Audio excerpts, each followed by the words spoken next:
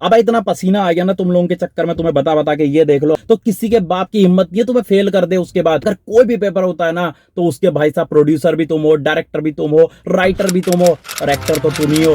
Hello दोस्तों, welcome to my YouTube channel. तो दोस्तों 9 अप्रैल आ रही है, संडे का दिन होगा, और ये भतेरे लोगों के लिए एक आम दिन होगा, लेकिन बहुत सारे लोग होंगे जिनके लिए एक बदले का दिन होना चाहिए। और बदले का दिन क्यों होना चाहिए यार, किसी दिन को बदले का दिन क्यों माने? तो भाई साहब बहुत सारे एग्जाम दिए हैं, कभी एग्जाम इजी आ गया तो कभी टफ आ गया, कभी मेरिट हाई गई तो कभी लो गई, कभी 10 नंबर से तो कभी 15 नंबर से कम रह गया, कभी 2 नंबर से, कभी 0.5 से कम रह गया। कुछ भी कारण रहे भाई साहब, लेकिन एग्जाम नहीं निकला। कभी एज ज्यादा हो गई तो कभी कम हो गई, भाई साहब बहुत सारे कारण होते रहे और एग्जाम नहीं निकला। तो भाई ये बदले का दिन क्यों होना चाहिए? तो ये जो सारा गुस्सा है ना, आज तक का सारा अपनी कमियां है, जब एग्जाम देके आते हो, अभी कनिष्ठ सहायक का दिया था, पटवारी का दिया था, उसके बाद जब तुम्हें लगता है यार कि मेरा एग्जाम खराब गया, ये मैंने गलती करी, करंट नहीं पड़ी थी, ये नहीं पढ़ा था, वो नहीं पढ़ा था, ये सारी चीजों का फलाना ढिमकाना तुम्हें इस एग्जाम में निकालना है। और जो भी ये सोच के जा रहे हो ना कि यार 9 तारीख है, 1 तारीख मिली है, संडे का दिन तो होता ही है, तो भाई इस दिन पेपर देना है, कोई बड़ी बात नहीं है, पेपर देके आ जाऊंगा, जैसा होगा देख लेंगे। तो अगर तुम ऐसा कर रहे हो तो धोखा कर रहे हो अपने साथ, अपने साथ ही नहीं अपने घर वालों के साथ धोखा कर रहे हो, और ये धोखा देना बंद करो। तुम्हें पता है कि तुम उत्तराखंड में रहते हो, और भाई साहब अगर एग्जाम कोई आ रहा है और हो रहा है तो तुम्हें लगना चाहिए कि भाई ये खुशकिस्मती है तुम्हारी कि एग्जाम हो रहा है। और तुम्हें उसके बाद भी अगर तुम सोचते हो यार ऐसे ही दे दूंगा, जैसा होगा देखा जाएगा,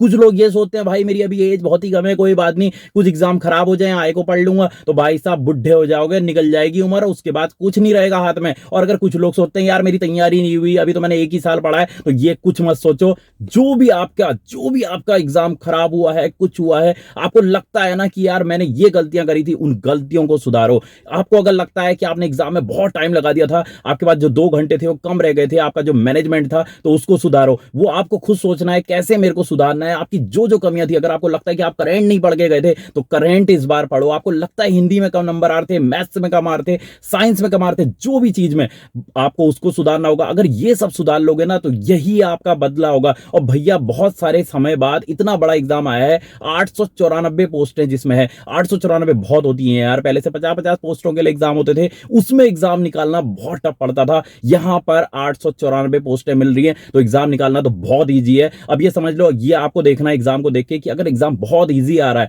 तुम्हें लग रहा है यार बहुत ईजी है, सारे बच्चों को भी समझ में आ जाता है पेपर देख के कि बहुत ईजी है, तो भाई साहब उसी तरह के तुम अटेम्प्ट करो। और अगर तुम्हें लगता है कि भाई बहुत टफ आ रहा है तो ये सबके लिए टफ होगा। ये सोच लो कि अगर एग्जाम पेपर बहुत टफ आया है, तुम्हें लग रहा है यार एक के बाद एक क्वेश्चन धांसू धांसू आ रहे हैं, तो भाई तो सिर्फ तुम्हारे लिए नहीं होगा, सबके लिए टफ होगा, तो उसको उसी तरह से करो। ये मत सोचो यार कि मैं 100 के 100 अटेम्प्ट कर लूं हर पेपर में। अगर तुम्हें लग रहा है भाई ये पेपर थोड़ा सा इजी है, थोड़ा सा अच्छा हो सकता है, तो उसमें आगे तक जाओ, 90-95 अटेम्प्ट कर लो आराम से। लेकिन जहां पे तुम्हें लग रहा है यार बहुत टफ पेपर है, वहां पे अगर 100 अटेम्प्ट कर लोगे तो पता लगा लास्ट में 40 नंबर पे भी नहीं आ रहे हो, तो भाई वो खुद तुम्हें देखना है। और अगर तुम वहां पे देखते हो कि टाइम मैनेजमेंट में तुम्हें दिक्कत होती है, तो टाइम मैनेजमेंट का अपना पहले से शेड्यूल करो। अब देखो ज्यादा दिन बचे नहीं एग्जाम होने में, तो तुम्हें क्या करना है इस समय में? तुम्हें केवल प्लानिंग करनी है, प्लानिंग कि तुम्हें कैसे वहां पर एग्जाम हॉल में अपने को वही कूल रखना है जो तुम घर पे होते हो यार। अपने घर पे जैसे होते हो तो बिल्कुल मस्त होते हो ना, वही कूल रखना है। टाइम मैनेजमेंट करना है तुम्हें कि कैसे मैं 2-3 सेशन में एग्जाम को करूं। पहले सेशन में मैं 1 घंटा 1.5 घंटा ले लूं,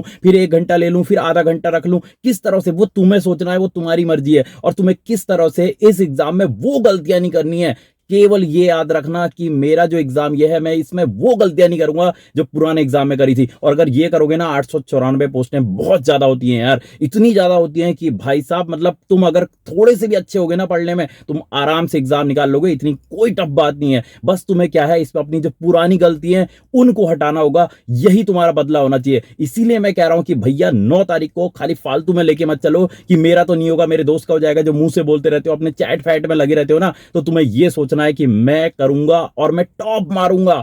हमेशा से मैं कहते आया हूं, यही दिमाग में होना चाहिए कि मैं टॉप मारूंगा। मैं कोई आलतू फालतू चलता हुआ नहीं हूं रोड पे, जो मैं भाई साहब एग्जाम देने जाऊंगा और बस मैं कैसा भी करके आ जाऊंगा, मतलब मेरे 50 नंबर आ जाए, 60 आ जाए, 70 आ जाए, ये सोच के जाओ कि मैं मारूंगा टॉप, पूरे उत्तराखंड में मारूंगा, पूरे उत्तराखंड में मैं टॉप मारूंगा। तो भाई साहब जब ये तुम्हारी फीलिंग अंदर से होगी ना, ऐसी वाइब निकल के आ रही होगी, तो फिर कोई वाइब नहीं बचेगी तुम्हें फेल करने वाली। तुम टॉप नहीं भी मार पाए तो भैया पास तो हो जाओगे, जाओगे और सीटें बहुत ज्यादा है तुम्हें पता है, तो पास तुम आराम से कर लोगे। अब चीज आती है, कई लोग ऐसे होते हैं जो देखते हैं यार कि लास्ट टाइम बचा है, 3-4 दिन बचे हैं, इस टाइम में मैं क्या चीज पढ़ूं जिससे कि भाई साहब वहां पे एग्जाम में मैं कोई कमाल ही कर दूं। तो भैया आप कोई कमाल करने का समय नहीं है किताबों से, अब किताबों से कमाल नहीं होगा, अब केवल मैनेजमेंट से कमाल होगा, केवल मैनेजमेंट से। अब तुम्हें केवल मैनेजमेंट करना है कि भैया तुम्हें देखना है कि 20 नंबर की हिंदी आती है, 40 नंबर की उत्तराखंड आ रही है, ये आ रहा है वो आ रहा है, तो जो भी चीजें आ रही है ना इन सबको मैं कैसे करूंगा। 20 नंबर की हिंदी आ रही है तो उसमें से मैं कितने कर सकता हूं, किस तरह से करूंगा, तो मेरे कम से कम 70-75 नंबर तक बनेंगे। ये मैं 70-75 कह रहा हूं, जो एक पेपर आता है एवरेज पेपर होता है जिसमें आपका थोड़ी सी मेरिट हाई रहती है। लेकिन अगर कोई भी कैसा भी पेपर हो, खासकर हमारे उत्तराखंड में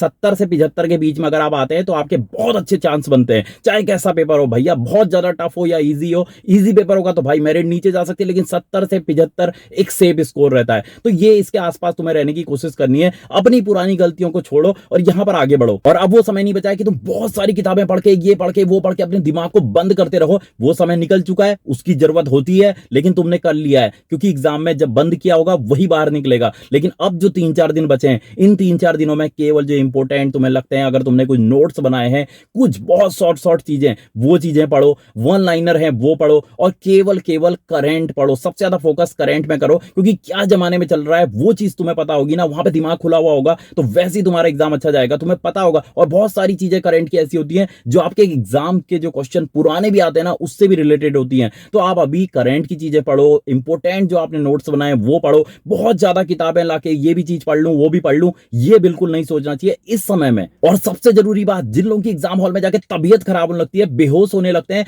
पेपर सामने आता है तो भाई 10 तरह की बीमारियां हो जाती हैं, वो चीज पे तुम्हें ध्यान नहीं देना है। एग्जाम हॉल है वो भूत का घर नहीं है यार। तुम्हें केवल जिस उद्देश्य के लिए तुम गए हो, पेपर देने के लिए, पेपर में टॉप मारने के लिए, केवल उस पर तुम्हें फोकस करना है। तुम्हें ये नहीं देखना है कौन घूम रहा है, कौन बच्चे कितने आए, कितनी भीड़ आई है, इस पे ध्यान मत दो। और वहां पे मैंने बहुत पहले से बताया है, दो लोग होने चाहिए एग्जाम हॉल में आपके साथ। और दो लोग कौन होने चाहिए? एक आप और एक आपकी अंतरात्मा। अगर ये दो लोग होंगे और दोनों का वार्तालाप पेपर में होते रहना चाहिए। ये नहीं कि अपने आगे वाले से पूछ रहे हो कि भाई इसका क्या है, पहले का क्या है, दूसरे का क्या है, ये वो पूछने की जरूरत नहीं है। एक क्वेश्चन में आके मत फंसा करो। पूरे एग्जाम में अगर एक क्वेश्चन में फंस जाओगे तो दिमाग उसी में फंसा रह जाता है और पूरा पेपर खराब हो जाता है। केवल अपने से बात करो, अपने से बात आपकी होती रहनी चाहिए। जब आपकी अंतरात्मा से बात होती रहेगी तो उससे पता चलेगा आपको कि एक वार्तालाप बने रहना चाहिए कि तू क्या कर रहा है, कैसे मेरा एग्जाम आगे बढ़ रहा है, एग्जाम इजी है, टफ है, मैं इसको कैसे करूं, कैसे आगे बढ़ाऊं। अपने से बात करो केवल, ना कि आगे पीछे इधर उधर बात करके अपना कॉन्फिडेंस मत गिराओ। अगर उसका अच्छा जा रहा है, ये जा रहा है, तुम्हें पता लग रहा है, तो भाई साहब उसमें बिल्कुल ध्यान नहीं देना है।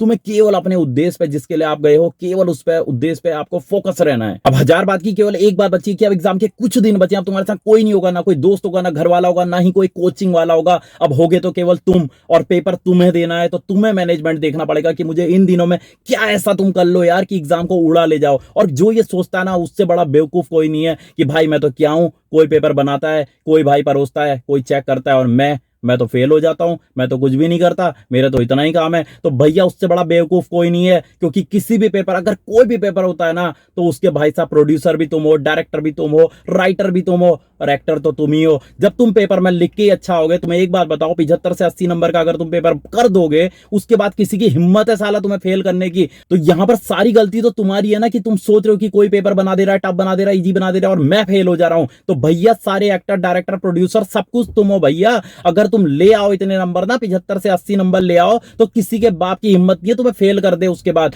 तो भाई तुम्हें केवल ये देखना है कि तुम्हें अपने पे फोकस करना है। कुछ दिन बचे हैं, मैं एक चीज हाथ जोड़ के कहता हूं कि मेहनत तुम्हें इसमें करनी है कि मैंने जो गलतियां पुरानी करी थी, उन गलतियों को अब ना दोहराऊं। और वो सारी गलतियों को ध्यान दो, जो गलतियां तुमसे हुई थी उन गलतियों को ना दोहराओ, और ये एग्जाम को निकाल के ले जाओ बाहर को, और तुम्हारा एग्जाम जरूर निकलेगा अगर ये तुमने सब कुछ ध्यान दिया। तो भाई मेरा यही कहना है कि मेहनत करो, डरो मत मेहनत से। और जो एग्जाम आ रहा है ना, इसको ये लेके मत चलो कि भाई ये एग्जाम है, कोई बात नहीं, ये भी दे दूंगा, वो भी दिया था, ये भी दे दूंगा। बहुत सारी पोस्टें हैं, अच्छे से देना, बहुत मजे से देना, और बिल्कुल कूल होके देना, कॉन्फिडेंस से देना, पेपर जरूर निकलेगा। मिलेंगे नेक्स्ट वीडियो के साथ, तब तक जय उत्तराखंड, जय भारत।